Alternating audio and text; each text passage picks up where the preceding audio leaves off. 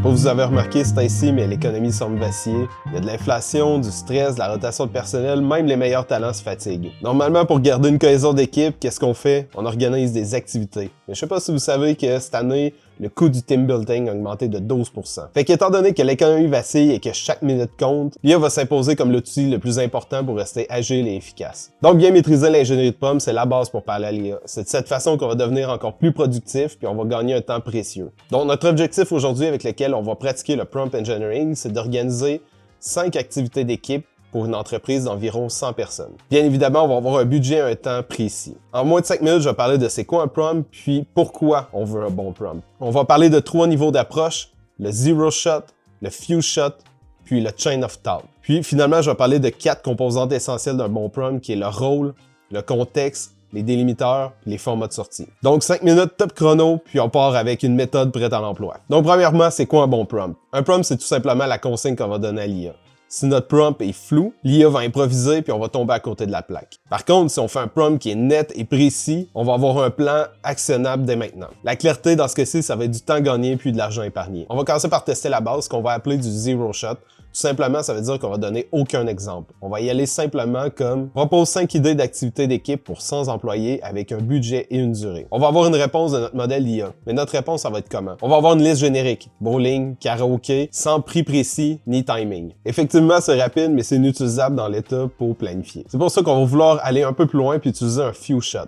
Few shot, ce que ça veut dire, c'est qu'on va donner des exemples à notre modèle d'IA pour qu'il devienne meilleur à répondre et qu'il produise une meilleure réponse. Donc, par exemple, si je dis Activité 1, durée 2 heures, budget 800 $, détail Olympiade extérieure. Activité 2, durée 1 heure, budget 300 $, détail quiz interactif en salle. Une fois que je lui ai donné des exemples, je vais pouvoir lui demander maintenant ce que je cherche à trouver. Activité 3 à 5 complète le même format, reste sous 2000 $ au total. Fait comme vous voyez, 30 secondes plus tard, l'IA a compris. Il a rempli nos 3 lignes manquantes, puis il est resté sur le budget. Fait que l'exemple qu'on lui a donné a servi de gabarit. Tout ce que l'IA a eu à faire, c'est de suivre le modèle. Maintenant, on va aller un peu plus loin, puis on va parler de chain of thought, c'est-à-dire une chaîne de pensée. On va forcer ou suggérer à l'IA de réfléchir étape par étape. Donc, dans ce cas-ci, mon prompt va devenir « Raisonne étape par étape pour trouver 5 idées d'activités pour 100 employés en respectant les contraintes. Budget max 2000 $, durée maximum d'une demi-journée ou 4 heures.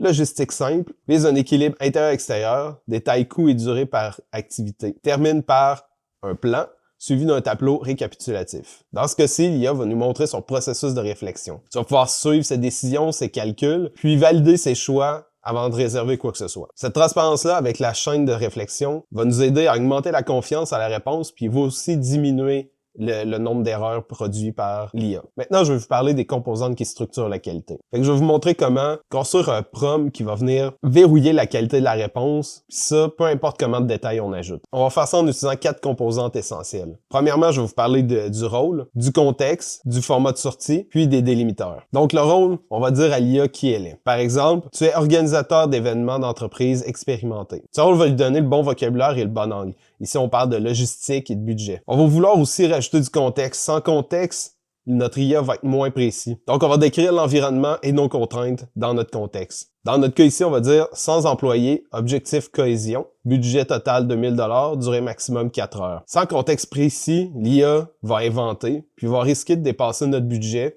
ou de proposer des activités qui sont impossibles. On va vouloir aussi avoir un format de sortie. On veut pas une réponse qui est formatée de n'importe quelle façon.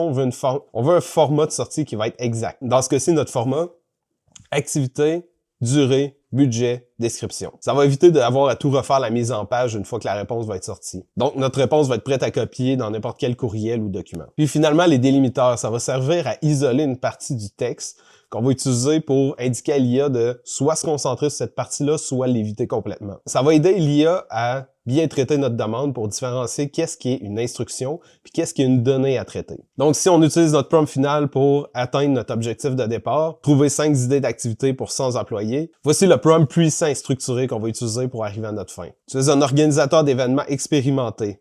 Contexte, 100 employés, budget total 2000 $, durée maximum de 4 heures, objectif cohésion d'équipe.